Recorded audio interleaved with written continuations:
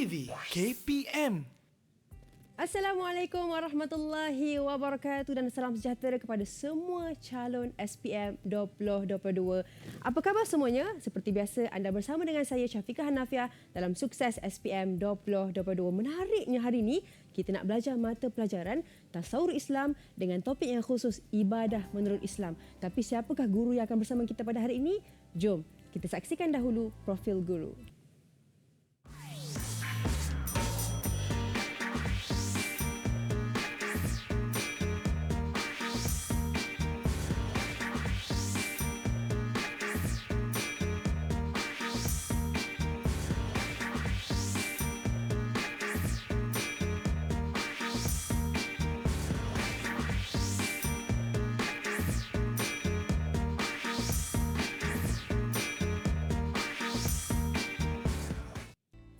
Alhamdulillah bersama dengan kita di studio Ustaz Muhammad Zazali bin Muhammad Zain alias Jin daripada SMK Suria Perdana Batu Pahat Johor. Assalamualaikum Ustaz. Waalaikumsalam warahmatullahi wabarakatuh. Ustaz, bagaimana hari ini? Sihat? Alhamdulillah sihat Syafiqah. Sihat, Alhamdulillah. InsyaAllah kami semua tak sabar nak dengar penjelasan daripada Ustaz pada hari ini. Tapi sebelum tu, kita juga bersama dengan guru jurubahasa isyarat kita, Cikgu Nur Farazillah Abdul Rahim daripada SM Pendidikan Khas Vocational Shah Alam Selangor. Assalamualaikum Cikgu. Cikgu apa khabar? Okey, itu dia guru jurubahasa isyarat kita. Dan Ustaz, hari ini bukan saya dengan Ustaz je dan cikgu je, tapi kita bersama dengan murid-murid di Google Meet yang nak belajar dengan Ustaz pada hari ini. Jadi mungkin Ustaz boleh perkenalkan mereka? Okey, terima kasih Syafiqah. Okey, kita bersama-sama dengan kita ada 4 murid yang akan bersama-sama berkongsi ilmu dengan kita pada petang ini. Kita ada Muhammad Irfan Hakimi. Hai Irfan. Hai. Okey. Kemudian kita ada Haris Iqbal.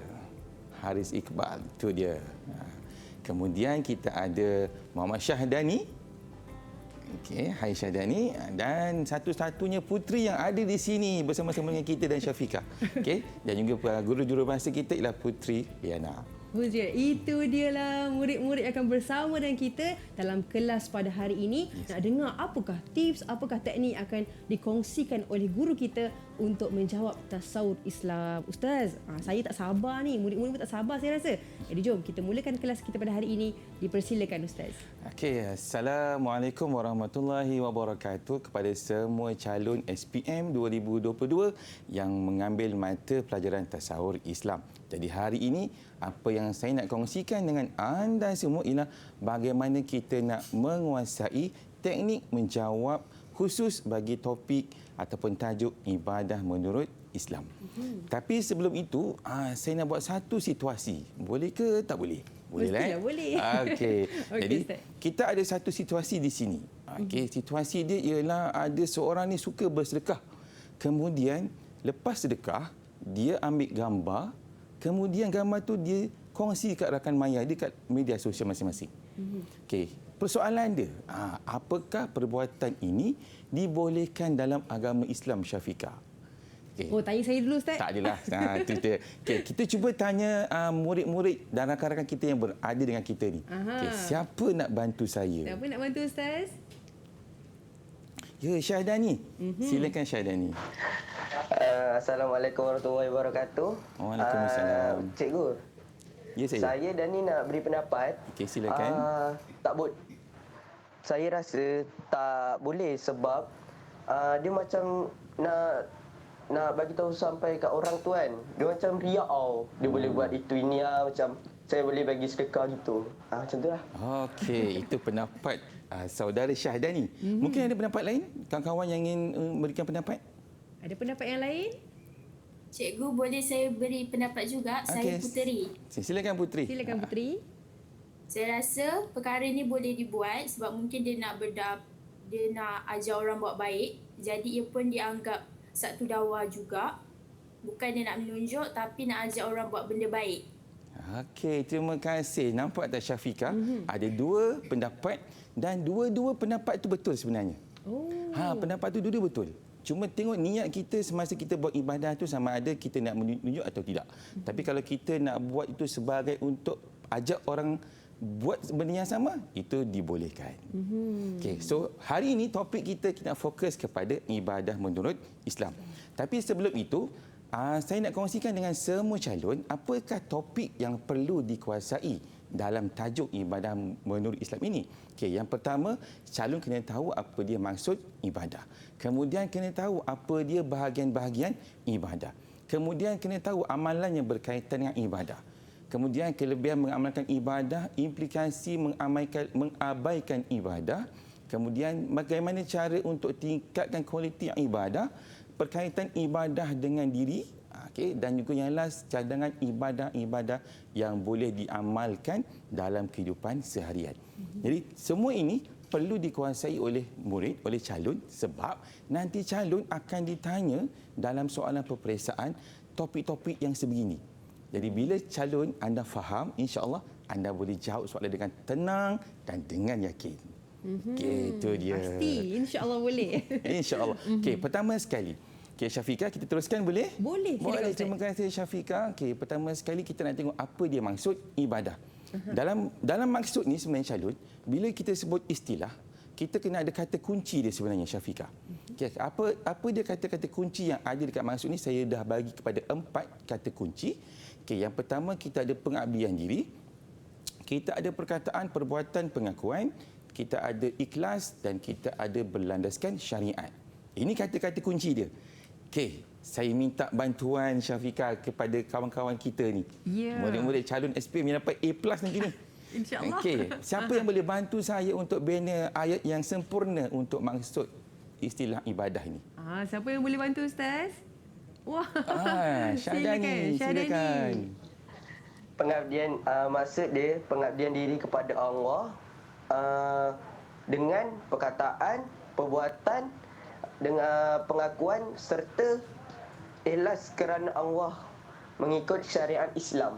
Alhamdulillah. Bagus. Itu adalah jawapan yang sempurna. Kalau saya lah sebagai orang yang menanda, saya akan bagi markah penuh. Hebat. Ya, tahniah Syadani. Tahniah. Okay. Jadi ini adalah maksud sebenar. Maksud sebenar apa dia ibadah dalam Islam.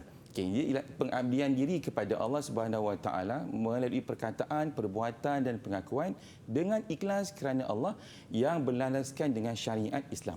Maksudnya dekat sini, mana-mana ibadah perlu ada perkataan, perbuatan dan pengakuan. Contoh solat. Dalam solat ada pengakuan, niat dia. Dalam solat ada perkataan, kita ada baca takbiratul ihram, kita ada baca al-Fatihah dan kita ada perbuatan. Perbuatan yang rukuk, sujud, itu nama dia ibadah. Dia mesti ada 3 ni untuk jadikan dia satu ibadah. Yang penting ibadah itu berlandaskan syariat. Tak ada dalam syariat, itu bukan ibadah. Okey, boleh? Boleh. Okey, alhamdulillah. Kita nak teruskan lagi Syafiqah, boleh ya? Boleh. Okey. Silakan. Okey, kita nak tengok bahagian ibadah. Okey, ibadah ni dalam Islam dia ada beberapa bahagian. Tapi saya nak minta bantuan rakan-rakan yang cemerlang ni. Okey, boleh tak bantu saya apa dia bahagian ibadah ni dalam Islam? Siapa nak bantu Ustaz? Cikgu, saya Putri nak jawab. Okey, silakan Putri. Bahagian ibadah ada 2. Ibadah khusus dengan ibadah umum. Betul. Tahniah Putri. Ibadah dalam Islam terbahagi kepada 2. Satu, ibadah khusus dan ibadah umum. Okey, apa dia ibadah khusus? Apa dia ibadah umum? Okey, ibadah khusus ni amalan khusus antara individu dengan Allah Subhanahu Wa Taala yang ada dalam Al-Quran dan juga dalam hadis. Itu ibadah khusus. Manakala kalau ibadah umum pula ialah amalan yang dibuat untuk menghubungkan manusia dengan masyarakat. Jadi 2 bahagian ibadah sahaja yang ada dalam Islam. Jadi apa contoh ibadah khusus? Contoh dia solat fardu, bayar zakat, puasa sunat, solat jenazah. Kalau perasan sebenarnya Syafiqah dan juga calon-calon, sebenarnya dalam ibadah khusus kita ada fardu ain, kita ada fardu kifayah dan kita ada ibadat sunat. Dia cukup sempurna. Orang kata apa? Melengkapi Ustaz? Ya, Islam itu bersifat melengkapkan segala apa yang ada pada diri kita, insya-Allah. Maksudnya kita nak jaga hubungan dengan Allah pun ada yang fardunya, fardu ain, fardu kifayah dan juga sunat Ustaz. Betul Syafiqah. Ni cemerlang nanti ni kalau ambil tasawuf Islam ni, insya-Allah. Okey. Okey, untuk ibadah Umum pula, contoh-contoh dia ialah macam bekerja, belajar, itu fardu ain. Kalau tak belajar, rugilah. Dia berdosa. Membuang halangan di jalanan dan membuat penyelidikan. Ini antara contoh-contoh ibadah-ibadah yang umum. Jadi setiap manusia, umat Islam yang berpegang kepada agama Islam, dia pastikan buat dua-dua ibadah ini. Kalau tak buat, kita rugi. Sebab dua-dua ni sebenarnya ada yang khusus. Sebab bila kita buat ibadah khusus ni, Syafiqah dan juga calon-calon, kita akan dapat hubungan dengan Allah lebih erat, lebih seronok. Itu yang kadang-kadang bila ibadah kita, solat contohnya, bila kita solat, kita akan terus seronok untuk buat solat. Itu sebenarnya. Tapi sebenarnya, bukan dengan Allah saja, tapi dengan ibadah umum pun kita kena buat supaya hubungan kita dengan masyarakat akan bertambah erat. Itu penting dia dekat situ. Maknanya kan Ustaz, kiranya dia macam kita ibadah ni, kita nak menjaga hubungan kita bukan dengan manusia sahaja, tapi dengan Allah. Betul Ustaz? Betul. Sebab kalau ibadat itu tak dibuat untuk manusia, kita akan berlakunya pergaduhan antara satu sama lain. Semua nak pentingkan diri sendiri. Semua tak nak tolong orang. Jadi rugi dekat situ. Lepas tu semua tak nak kerja. Semua nak duit percuma je. Mana boleh. Kita kena kerja, kita kena belajar, kita kena buat penyelidikan tu sebenarnya supaya umat Islam dan masyarakat akan terus bertambah maju. Sebenarnya Syafiqah, bila seseorang itu mengabaikan ibadah, dia akan hilang rasa seronok untuk buat kebaikan. Tak? Kenapa tu Ustaz? Lagi sekali, saya nak tahu tu kenapa tu. Kenapa kan? Sebenarnya begini. Apabila seseorang itu dia tak nak buat ibadah, dia malas nak buat ibadah, dia akan leka dengan dunianya sendiri. Dia akan terus buat keburukan sebab tidak ada orang yang tegur, tidak ada orang yang cuba untuk bantu dia. Tapi bila dia buat ibadah, sama ada ibadah umum atau ibadah khusus, mereka akan terbimbing dan terpimpin untuk jadi orang yang baik dan orang yang berakhlak mulia. Sebenarnya Syafiqah dan juga calon-calon, kalau orang itu berakhlak, maka dia jaga ibadah dia. Tapi kalau kurang berakhlak, dia kurang jaga ibadah dia. Maknanya kan itu pun bersangkut pautlah dengan ibadah kan Ustaz. Ya, betul, kalau Syafiqah. akhlak, kalau baik, insya-Allah ibadah ini pun baik dan niat ikhlas kerana Allah Subhanahu Wa Taala, insya-Allah. Jadi kita bagikan ruang, peluang untuk kita berehat seketika. Kita kembali selepas ini. Sukses SPM 2022. Didik TV KPM.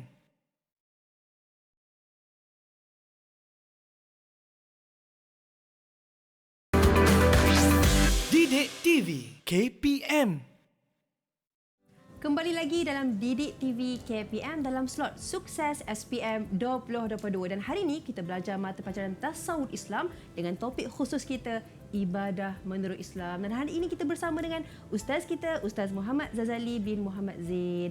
Ustaz, apakah tips yang nak dikongsikan lagi ni? Saya nak tahu ni. Dipersilakan. Terima kasih Syafiqah. Baiklah calon-calon SPM yang akan dapat A+ untuk Tasawuf Islam.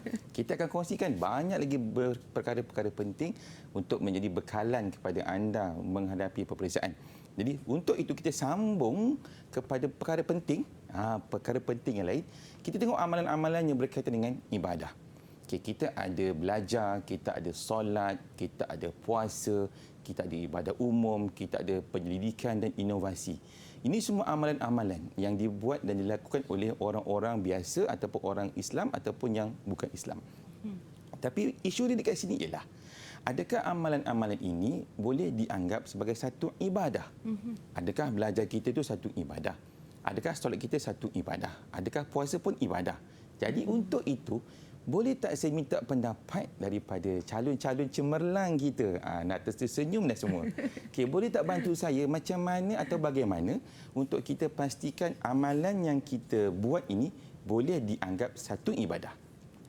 Bagaimana tu? Boleh sama nak jawab? Okey, silakan Iqbal. Semua amalan ni boleh dianggap ibadah jika ikut syaratnya. Satu, ada dalam Al-Quran. Kedua kena ikhlas. Ketiga, ikut rukun syarak. Terima kasih Iqbal. Ringkas dan padat. Nampak tak? Ringkas dan padat. Ini memang antara calon-calon cemerlang insya-Allah. InsyaAllah. InsyaAllah. Sebenarnya Syafiqah dan semua calon, untuk menjadikan sesuatu amalan itu satu ibadah, kita ada syarat-syarat dia. Okey, yang pertama kita kena pastikan amalan itu diperakui dalam Islam. Adakah amalan itu ada dalam Islam ataupun tidak? Okey. Yang kedua, dia kena buat ikhlas kerana Allah. Kalau ikhlas kerana pakwa, tak boleh. Ikhlas kerana makwa pun tak boleh. Dia kena ikhlas kerana Allah. Macam ada crush rasanya. Okey. Dan yang ketiga, dia kena bertepatan dengan syarak. Maksudnya, dia ikut apa yang diputuskan ataupun ditetapkan dalam Al-Quran dan dalam hadis. Kalau mana-mana amalan yang dibuat yang bertentangan dengan hukum syarak, maka dia tidak boleh dianggap sebagai satu ibadah. Contoh, kalau dia belajar tapi dia belajar ilmu yang salah. Dia belajar ilmu yang tak bertepatan dengan hukum syarak. Contoh, belajar cara nak mencuri rumah orang. Tak boleh. Jadi itu bukan dikira ibadah. Tetapi kalau dia belajar untuk mendapatkan ilmu pengetahuan, untuk menjaga diri dia, untuk meningkatkan diri dia, dia akan dapat pahala daripada Allah kerana itu adalah ibadah. Jadi semua sama. Solat pun sama, puasa pun sama, ibadah umum pun sama, penyelidikan pun sama, buat inovasi pun sama. Kalau buat satu barang untuk rompak orang, tak boleh, tak dikira sebagai ibadah. Tapi kalau dibuat untuk meningkatkan taraf masyarakat, yes, itu adalah ibadah. Macam ustaz berkongsi sekarang, mengajar sekarang pun ibadah. Sama lah macam Syafiqah. Okey. Okey, Ibadah. insya-Allah. Mudah-mudahan. Insya-Allah. Semua dianggap ibadah. Alhamdulillah. Betul. Tapi yang pastikan 3 syarat itu dibuat, ditetapkan. Okey, boleh Syafiqah? Boleh. Boleh. Alhamdulillah. Kita teruskan lagi boleh? Boleh, silakan. Alhamdulillah. Okey. Untuk seterusnya kita nak tengok ataupun nak kuasai apa dia kepentingan ibadah ni. Okey, apa kebaikan ataupun kelebihan bila kita mengamalkan sesuatu ibadah. Boleh tak saya minta pandangan daripada rakan-rakan cemerlang kita ni? Siapa yang boleh bantu saya untuk dapatkan kelebihan bila kita mengamalkan ibadah? Siapa nak bagi kelebihan? Saya cikgu. Okey, silakan Irfan. Silakan. Kalau kepentingan ibadah dari segi individu ialah disukai oleh Allah Subhanahu Wa Taala. Jiwa menjadi tenang, disayangi Allah. Okey, terima kasih Irfan Hakimi. Okey. Sebenarnya kelebihan kita ada 3 aspek, 3 perkara, 3 elemen. Yang pertama untuk individu. Betul lah apa yang Irfan kongsikan dengan kita tadi, antara kelebihan bila kita mengamalkan ibadah, kita akan dapat keberkatan daripada Allah Subhanahu Wa Taala. Jiwa pun tenang je rasa. Seronok je, tak nak gaduh-gaduh dengan orang. Kan tenang je. Lepas tu kita akan disenangi oleh orang lain, kita akan dapat membentuk akhlak-akhlak mulia dalam diri. Ini antara kelebihan kalau seseorang melakukan ibadah kepada Allah Subhanahu Wa Taala untuk diri dia sendiri. Elemen yang kedua adalah untuk masyarakat. Apa yang masyarakat akan dapat apabila semua masyarakat dia melakukan ibadah? Okey, yang pertama kita akan hidup dalam keadaan aman, tak ada orang yang nak gaduh. Alhamdulillah. Yang kedua, dapat mengukuhkan persaudaraan. Yang ketiga, dapat menghalang masyarakat melakukan jenayah. Contoh, kalau nampak orang buat jenayah, kita dah tahu nak buat apa. Kita kena hubungi orang yang sepatutnya, iaitu pihak polis. Jangan pukul. Sebab sekarang kan macam tu kan, ada orang yang buat begitu. Jangan. Itu bukan ajaran dalam agama Islam. Okey, untuk negara pula, apa jadi kepada negara kalau semua ahli masyarakatnya, warga negaranya melakukan ibadah? Okey, pertama, negara akan dihormati oleh negara luar. Kemudian kita akan dapat berada dalam keadaan yang tenteram. Tidak ada pergaduhan antara kaum dengan bangsa lain, tak ada. InsyaAllah. Dan yang ketiga, negara kita akan dapat keberkatan daripada Allah Subhanahu Wa Taala. Ini antara kelebihan Syafiqah bila kita dapat melaksanakan ibadah untuk diri sendiri, untuk masyarakat dan juga untuk negara. Okey, itu kelebihan dia. Banyak kelebihan ni, jadi kita jom sama-sama kita buat ibadah. Alhamdulillah. Jangan mengabaikan ibadah. Tapi, apa jadi kalau kita mengabaikan ibadah? Ada kesan dia. Siapa-siapa kawan-kawan kita yang cemerlang ni nak kongsi dengan kami semua di sini? Ada sesiapa? Apa kesan bila kita mengabaikan ibadah? Tersenyum tu, boleh? Implikasi dia. Ada siapa nak jawab? Ustaz, kita pilih. Okey, Silakan. Syahjani. Silakan. Kalau contohnya kesan dia kalau tak buat ibadah, Allah tak sayang lah. Macam tu lah lebih kurang. Oh. Lagi kalau contohnya kita ni macam masyarakat sebab tak buat ibadah. Itu saja. Okey, terima kasih Syahadani. Betul lah tu. Itulah antara kesan kalau kita mengabaikan ibadah. Tetapi kalau Syafiqah nak tahu, rahsia dia untuk dapat implikasi ini ialah kita lawankan balik apa yang kelebihan tadi tu. Kita lawankan balik. Kalau diberkati, dilaknat oleh Allah. Jadi semua aspek itu sama, individu, masyarakat dan negara, dia sama. Okay, cuma kita lawankan balik saja isi-isi penting yang ada dekat kelebihan tadi tu. Itu teknik untuk menguasai topik bagi ibadah menurut Islam. Okey, boleh Syafiqah? Boleh kita teruskan? Teruskan. InsyaAllah. Okey, cara untuk meningkatkan kualiti ibadah. Apa dia ibadah yang kita buat tu, kita nak tingkatkan lagi kualiti dia. Okey, kita ada beberapa cadangan yang boleh dibuat. Okey, antara dia yang pertama, niat dengan ikhlas supaya diterima oleh Allah Subhanahu Wa Taala. Ini yang pertama. Okey, maksudnya kita buat ibadah dengan ikhlas. Yang kedua, kita boleh bersungguh-sungguh dalam melakukan ibadah. Kena sungguh-sungguh. Maksudnya jangan malas, jangan leka, jangan lalai ketika beribadah. Masa solat betul-betul. Masa main bola betul. Itu sebenarnya. Dan yang keempat, cara untuk meningkatkan kualiti ibadah ialah dengan belajar lagi tentang ilmu yang berkaitan dengan ibadah yang kita nak buat. Itu antara cara untuk kita tingkatkan kualiti ibadah. Okay, maksudnya kalau ada orang nak buat ibadah, kita buat macam ni, insya-Allah ibadah yang kita buat itu akan ditingkatkan kualitinya. Okey, boleh? InsyaAllah. InsyaAllah. Alhamdulillah. Okey, apakah amalan-amalan yang boleh diamalkan dalam kehidupan seharian? Okey, sebenarnya ini perkara penting yang perlu calon-calon kuasai. Apa kita nak buat ni, ibadah apa kita nak buat? Okey, kita ada ibadah wajib, kita ada ibadah yang sunat. Apa-apa sahaja ibadah yang wajib yang Allah dah tetapkan, buat je. Jangan tinggal, jangan dipersoalkan. Apa sahaja ibadah sunat yang Nabi buat, kita buat. InsyaAllah hidup kita akan tenang. Okey, so sebenarnya dekat sini, jadi sebenarnya ini contoh-contoh ibadah wajib saya kongsikan. Kita ada solat fardu, puasa sunat, puasa bulan Ramadan, keluarkan zakat, itu semua antara ibadah yang boleh kita buat. InsyaAllah. Baik, itu dia penjelasan daripada ustaz kita, guru kita mengenai dengan kepentingan ibadah dan cara untuk meningkatkan kualiti ibadah dalam kehidupan kita. Banyak lagi kita nak belajar, tapi sebelum tu kita nak berehat seketika. Kita kembali selepas ini, Didik TV KPM. Didik TV KPM.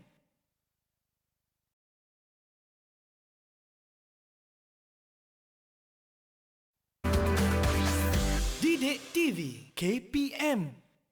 Kembali lagi bersama dengan kami di Didik TV KPM dan anda masih lagi bersama dengan saya Syafiqah Hanafiah dalam Sukses SPM 2022 dan hari ini kita belajar mata pelajaran tasawur Islam dengan topik kita ibadah menurut Islam. Jadi Ustaz, kita semua nak sambung ni belajar daripada kelas Ustaz. Ustaz dipersilakan. Terima kasih Syafiqah dan semua calon SPM 2022.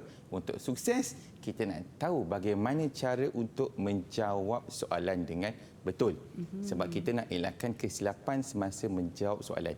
Okey, untuk itu, untuk pengetahuan calon-calon, sebenarnya untuk kertas tasawur Islam kita ada dua bahagian, bahagian A dengan bahagian B.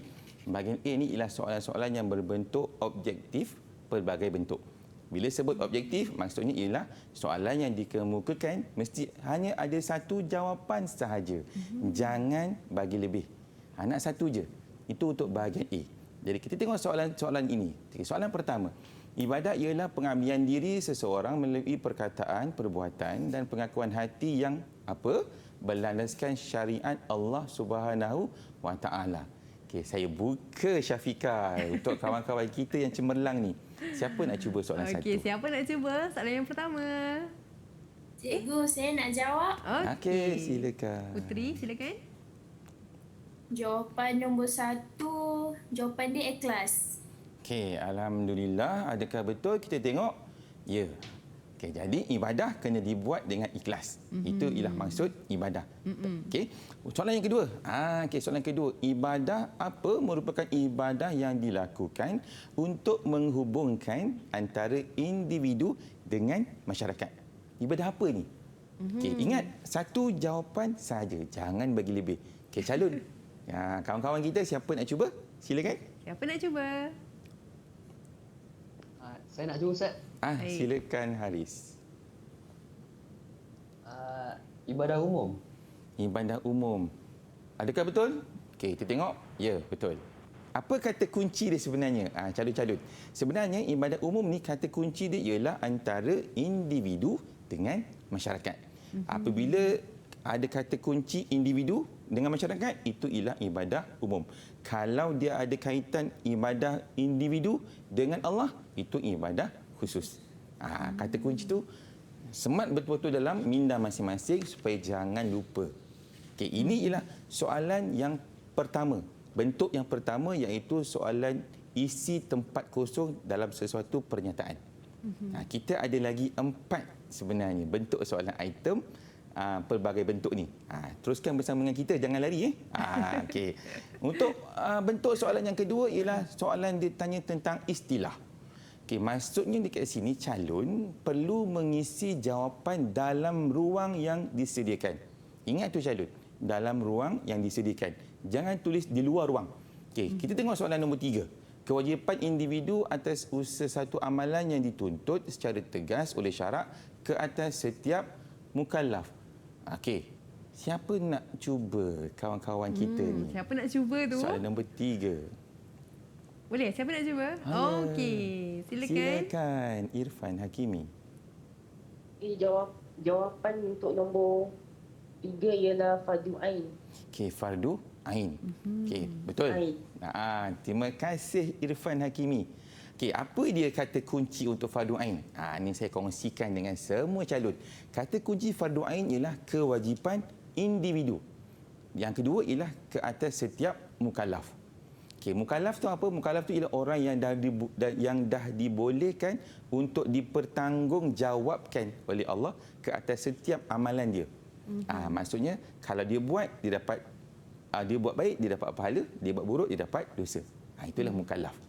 Keyword dia kewajipan individu ke atas setiap mukallaf. Soalan yang keempat, amalan khusus yang disyariatkan oleh Allah sama ada fardu atau sunat. Siapa nak cuba? Kawan-kawan? Siapa nak cuba? Okey. Silakan Syahdani. Ibadah khusus jawapannya. Ibadah khusus jawapannya. Penuh yakin dia menjawab. So penuh yakin saya beritahu, saya maklumkan itu adalah jawapan yang betul. Cuma saya nak kongsikan dengan calon, katakanlah ada calon yang tulis jawapan macam ni. Dia ada 2 jawapan, ibadah khusus pun tulis, ibadah umum pun tulis. Ini yang saya kata tadi, jangan beri 2 jawapan, hanya 1 sahaja. Bila 2, walaupun ada jawapan yang betul, jawapan anda akan dianggap salah. Rugilah markah, tak ada markah. So nak tak nak, calon kena ingat, kena tulis jawapan 1 jawapan saja macam ni.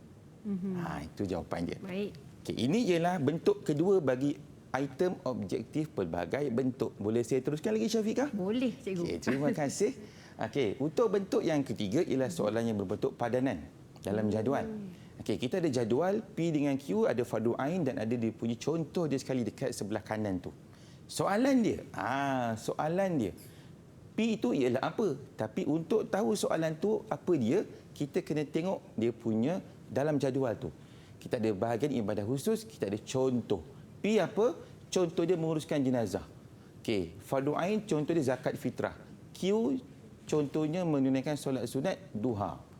Okey, jadi kita nak tahu apa dia P, apa dia Q. Untuk nombor 5, boleh tak sesiapa calon-calon cemerlang kita bantu saya cari jawapannya? Siapakah calon cemerlang tersebut? Boleh angkat tangan. Ya, cikgu. Okey, silakan Putri.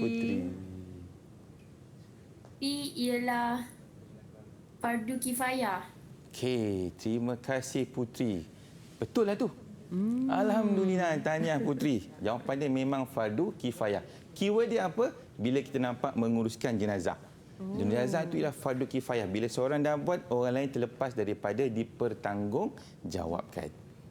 Tahniah Putri. Tu mampak tak calon-calon cemerlang? Semangat dia jawab. Okey. Nombor 6, Q.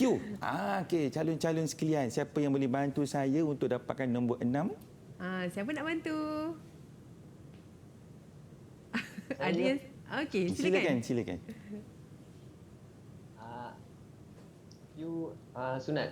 Sunat. Tahniah Haris Iqbal. Betul tak tu? Sunat. Keyword dia nampak tak ada solat sunat duha tu? Itulah dia sebenarnya. Kadang-kadang dalam soalan tu dia ada bagi kita panduan untuk dapatkan jawapan yang tepat. Okey, kita teruskan? Boleh? Okey, ini soalan yang paling disukai oleh ramai calon. Tandakan right pada pernyataan yang betul, tandakan pangkah pada pernyataan yang salah. 7, 8, 9, 10.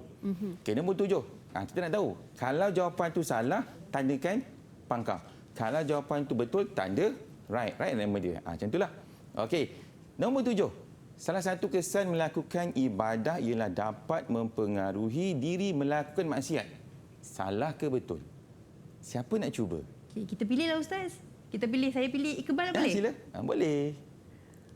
Iqbal, silakan. Iqbal Nombor 7. Mana Iqbal? Okey, silakan. Jawapannya salah. Yakin kan? Betul lah tu salah. Okey, bila salah, buat apa? Tanda pangkah. Jangan tulis salah. Salah jawapan tu nanti. Sebab ada murid dia eja SALAH. Tak terima Ustaz? Tak boleh. Kena pangkah juga. Ingat tu calon. Kena ikut arahan yang ditetapkan oleh pihak lembaga peperiksaan. Nanti dia marah. Okey, yang ke-8.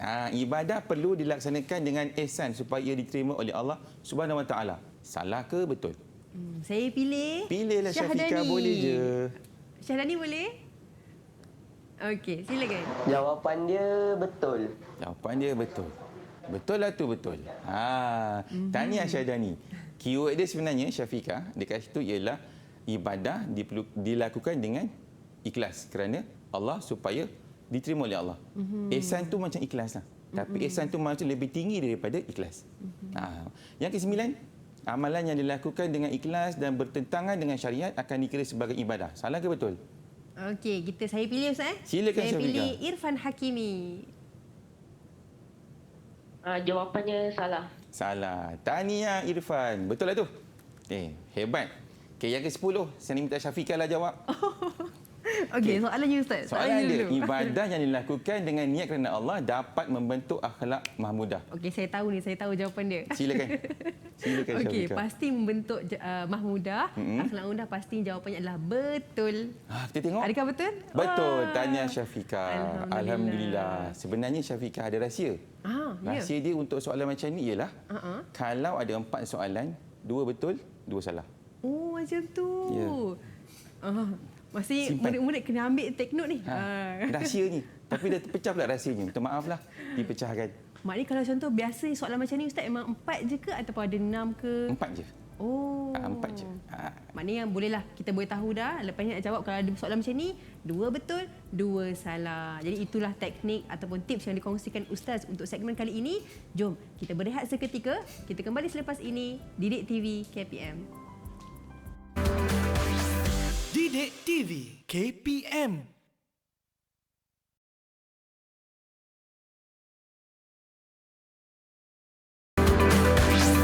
Didik TV KPM.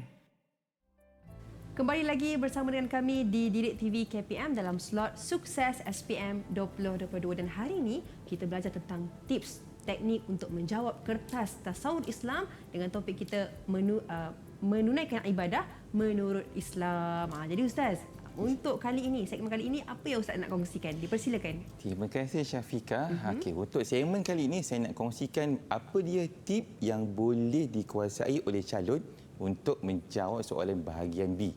Okey, apa dia bahagian B ni? Okey, sebenarnya bahagian B ni ialah item subjektif. Dalam item subjektif ni ada 3 benda ataupun 3 bentuk soalan yang akan ditanya. Iaitu soalan yang jawapannya tidak memerlukan huraian, soalan yang jawapannya memerlukan huraian dan soalan yang berbentuk jawapan kebal. Tiga bentuk ini akan ditanya dalam bahagian B. Jadi calon, anda kena betul-betul kuasai bagaimana nak pastikan jawapan anda itu bertepatan dengan peraturan pemarkahan yang ditetapkan oleh pihak Lembaga Peperiksaan Malaysia. Jom bersama-sama dengan saya kita akan kongsikan satu demi satu. Okey, yang pertama ialah cara untuk menjawab soalan bahagian B ni, apakah maksud ibadah? 2 markah. Okay, sebenarnya calon Syafiqah, peringatan untuk semua calon yang ambil tasawuf Islam, pastikan bila anda baca soalan, murid-murid kena tengok markah yang diperuntukkan. Jangan tak tengok, mesti tengok. Okey, apa dia maksud ibadah? Okey, sebelum itu kita nak tahu adakah soalan ini perlukan huraian ataupun tidak. Okey, so soalan ini tidak perlukan huraian. So inilah item yang tak perlukan huraian. Tapi ada tak sesiapa yang nak tolong kita, Syafiqah, untuk jawab soalan ni? Okey, siapa nak tolong? Boleh? Kita pilih puteri lah, Ustaz. Okey, boleh juga. Kan? Tadi lelaki je jawab, sekarang ni kita bagi kaum wanita pula. Okey, silakan puteri.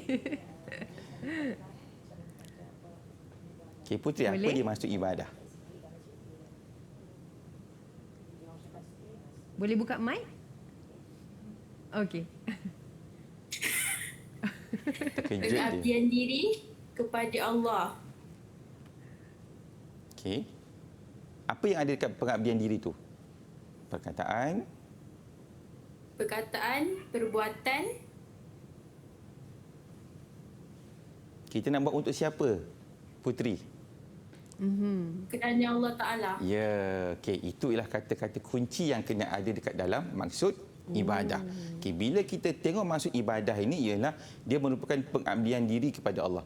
Dia mesti ada pengabdian diri, dia mesti ada perkataan, perbuatan, pengakuan, dia mesti ada ikhlas, dia mesti kena ada kerana Allah. Okey, bila ada cukup sifat jawapan ni, maksudnya calon akan dapat markah penuh 2/2. Itu sebenarnya. Baik. Okey. Okey.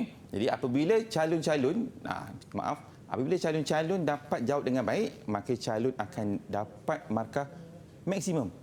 Yang penting jangan cuai semasa menjawab soalan. Itu yang penting. Okey, untuk item seterusnya. Kita nak tengok item seterusnya. Okey, soalan senaraikan 2 bahagian. Bila macam ni, Syafiqah, calon-calon, dia nak 2 jawapan dan markahnya cuma ada 2. Automatik tidak perlukan huraian. Okey, 2 bahagian ibadah. Rasa-rasa ada tak calon yang nak tolong kita petang ini? Ada ke calon nak tolong kita? Syahdan dah kat ni. tangan dah. Okey, silakan. Yang pertama ibadah khusus, yang kedua ibadah umum. Betul.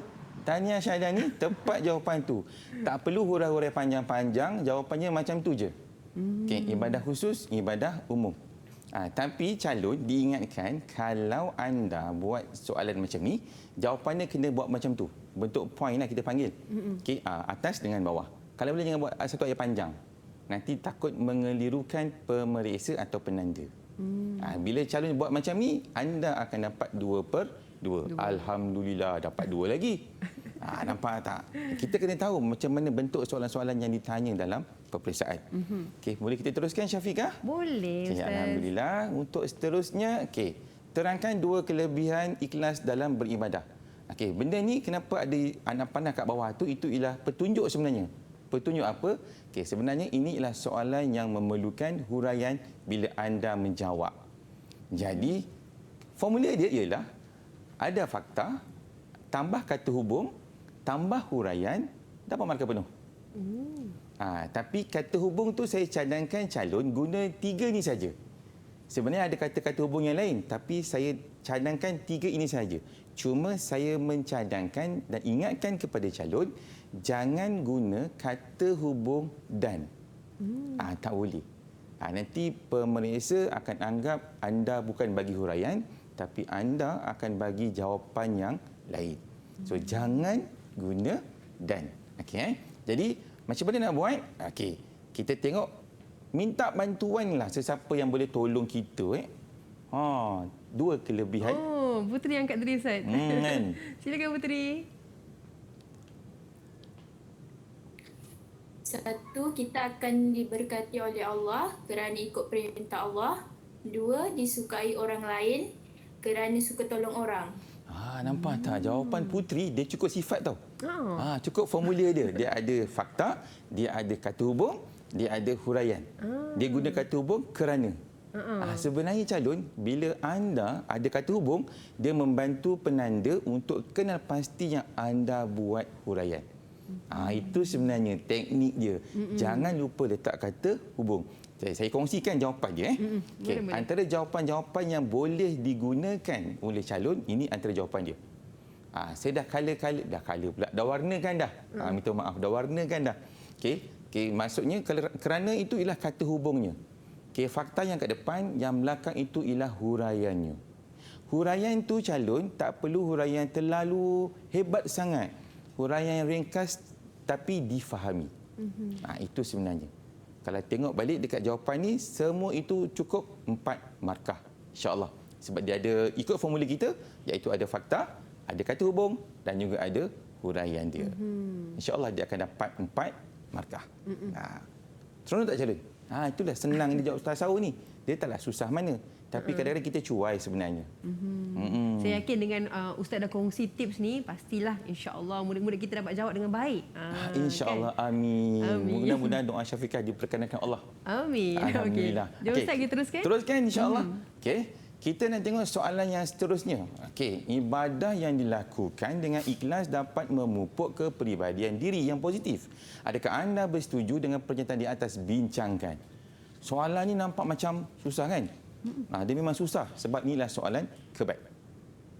Ini nama dia kebat 6 markah. Maksudnya dekat sini calon kena bagi jawapan yang cukup sempurna. Cuma saya nak kongsikan dengan semua calon. Okey, formula dia begini. Kita ada fakta, kita ada huraian 1, huraian 2, huraian 3, huraian 4, huraian 5 dan kita akan dapat markah penuh. Saya tunjukkan jadual dia. Calon boleh ambil jadual saya tu, ambil gambar ke, tulis ke, itu antara perkara yang perlu ada dalam jawapan bagi soalan kebat. Okey, ada fakta, isi jawapan dia apa, huraian 1 sampai huraian 5 tu, kita boleh pilih mana-mana yang ada elemen dekat situ. Kita ada contoh, boleh bagi contoh, boleh bagi kesan baik, kesan buruk, punca berlaku, cara atasi, kesimpulan. Kalau calon buat macam ni, insya-Allah dia akan dapat markah penuh. Dan pesanan saya Syafiqah untuk soalan kebat, buat dalam perenggan. Jangan buat dalam bentuk point by point. Baik. Okey. Ada tak calon-calon cemerlang kita nak cuba jawab soalan yang ini? Siapa nak jawab? Nak bantu Ustaz? Soalan kebat 6 markah ada? Soalannya apa tadi Ustaz? Ibadah yang dilakukan dengan ikhlas dapat memupuk kepribadian diri. Okay, saya pusing yang sinilah. Okay, ini nampak. Siapa nak jawab? Ada siapa nak cuba? Mungkin Ustaz boleh. Okay, kalau tidak ada, saya nak kongsikan satu benda penting. Nampak? Nanti saya akan kongsikan bagaimana saya nak warnakan dia. Untuk memastikan calon tidak silap bila dia buat soalan kebat. Okey, kalau tengok dekat sini kita ada warna purple, warna merah, warna hijau, warna biru, warna merah. Okey, sebenarnya itu ialah isi-isi penting. Okey, kalau tengok ibadah yang dibuat dengan bersungguh-sungguh tu ialah dapat melahirkan akhlak mulia, itu ialah fakta dia. Okey, kerana ia mendidik kita untuk mematuhi perintah Allah. Huraian 1. Jika kita berakhlak mulia, kita akan disenangi oleh orang lain. Itu kesan baik. Okey, seperti kita suka membantu orang lain. Dia bagi contoh pula kepada akhlak mulia itu tadi. Huraian lagi. Jika kita melanggar perintah Allah seperti malas, melanggar perintah Allah itu satu kesan seperti malas solat, contoh huraian, kita akan dilaknat oleh Allah. Huraian lagi. Dia bagi huraian ini. Oleh itu kita hendaklah istiqamah dalam beribadah supaya hidup diberkati oleh Allah Subhanahu Wa Taala. Sebenarnya Syafiqah, calon-calon dalam sini dia ada bagi banyak huraian. Dan bila calon buat macam ini, calon akan dapat markah penuh 6/6. Dia mesti ada 6 perkara tu. Kita ada fakta, isi jawapan, huraian 1, huraian 2, huraian 3, huraian 4, huraian 5. 6 markah. Itulah rahsia kebat 6 markah. Okey, pastikan calon ada 6 ni. Jangan lupa. Sebab kalau lupa, silap. Dan sebenarnya calon, kesilapan yang biasa anda buat, Syafiqah, biasa calon buat kesilapan dia ialah calon dia tak buat jawapan tu dengan sempurna. Dia buat ringkas sangat. Yang itu kita tak nak. Bila kebat, jawapan tu mesti lengkap 6 elemen tadi tu. Okey, insya-Allah. Ini ialah soalan kebat 6 markah. Saya nak kongsi dengan anda semua tentang soalan kebat 1-5. Kan pelik kan formula dia 1-5. Okey, kita pergi. Ini nama dia soalan kebat 1-5. Maksudnya ialah ada soalan 1 markah ditambah dengan 5 markah. Okey, ibadah dalam Islam terbahagi kepada 2 bahagian, ibadah khusus dan ibadah umum. Umat Islam perlu menjaga kualiti ibadah agar ia diterima oleh Allah Subhanahu Wa Taala. Okey, soalan pertama, senaraikan contoh ibadah umum. Okey, apa contoh ibadah umum? Okey, 1 markah. Okey, tetapi kalau calon boleh bagi lebih daripada 1 jawapan, salah ke tidak? Tidak. Sebab ini ialah soalan bentuk subjektif. Calon boleh bagi jawapan lebih daripada 1. Soalan yang kedua, cadangkan cara untuk meningkatkan kualiti ibadah. 5 markah. Bila soalan macam ini ataupun soalan yang sebegini bentuknya, ini ialah soalan kebat. Sebab soalan tak minta berapa jawapan yang perlu diberi oleh calon. Macam ini calon pastikan ini ialah kebat. Okay. Kita nak share. Contoh-contoh jawapan dia. Ke kita nak minta tolong bantuan kawan-kawan? Mungkin kali ini Ustaz. Okey, saya teruskan. Okey, sebenarnya ini adalah contoh ibadah umum. Ada banyak. Kalau calon jawab macam ini, belajar, membuat inovasi, bekerja, ada 3 jawapan. Tapi calon tetap dapat 1. Tapi calon tak salah untuk bagi lebih daripada 1. Itu dia. Okey, untuk soalan kebat yang 5 markah, soalan kebat 5 markah ni, yang tadi tu cadangkan. Calon kena cadang cara untuk meningkatkan kualiti ibadah. Soalan ini cadangan. Jadi calon kena bagi cadangan yang bernas dan bersesuaian. Jangan bagi cadangan yang bukan-bukan. Okey. Contoh dia. Okey. Ibadah yang dibuat dengan ikhlas. Keyword dia ialah ikhlas. Ya, nampak tak kita ada warna-warna tu. Itu ialah bentuk fakta, bentuk huraian 1, bentuk huraian 2, huraian 3 dan huraian 4. Dia akan dapat markah penuh. Pentingnya calon, anda kena pastikan jawapan yang anda buat ada huraian dia. Okey. Contoh jawapan ini ialah ibadah yang dibuat dengan ikhlas kerana ia mendidik kita untuk mentaati perintah Allah. Itu huraian. Dah dapat 2 markah. Jika kita ikhlas beribadah, kita akan disayangi oleh Allah. 3 markah. Hal ini akan menjadikan jiwa kita tenang. 4 markah. Oleh itu, kita hendaklah bersungguh-sungguh dalam beribadah supaya hidup diberkati oleh Allah. Cukup 5 markah, Syafiqah. So, itu ialah teknik untuk menjawab soalan kebat 5 markah. Okey. Saya nak kongsikan lagi 1. Ya. Boleh? Boleh. Okey. Untuk soalan kebat 2, 4. Okey. Bila 2, 4 maksudnya ada soalan yang pertama, dia 2 markah. Soalan yang kedua, dia 4 markah. Jadi untuk itu saya kongsikan soalan ni. Terangkan kelebihan solat fardu. Okey, kalau calon nak baca soalan, baca yang atas, itu dia punya panduan. Tapi soalan yang paling betul ialah yang nombor 1 tu. Terangkan kelebihan solat fardu. Agak-agaklah Syafiqah, apa kelebihan solat fardu ni? Kalau Syafiqah buat. Kalau saya buat, pastinya memperoleh keberkatan daripada Allah. Alhamdulillah. Betul lah tu. Itulah jawapan dia. Oh, itulah nampak tak? jawapan Kan? Kita tak pakat kan? Okay. So, mendapat keberkatan hidup. Tapi Syafiqah, calon, anda kena berhuraian. Kena pilih salah satu tadi. Kerana atau supaya. Okay.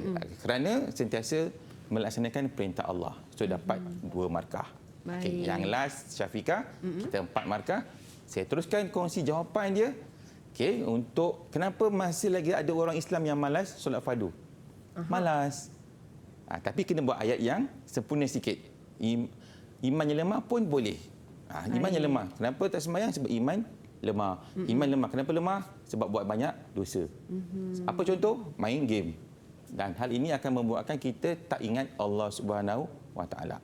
Itu je Syafiqah. Baik, itu dia tips dan teknik yang dikongsikan oleh guru kita pada hari ini berkenaan dengan kertas tasawur Islam, ibadah menurut Islam. Jadi insya-Allah mudah-mudahan dapat memberikan sedikit sebanyak manfaat kepada semuanya, dapat menjawab kertas tasawur Islam dengan sebaik mungkin. Insya-Allah mumtaz. Jadi Ustaz, terima kasih banyak-banyak. Sama-sama. Terima kasih juga murid-murid yang setia menonton kami hingga hujung siaran. Insya-Allah kita berjumpa lagi di lain hari. Assalamualaikum warahmatullahi wabarakatuh. Bye-bye.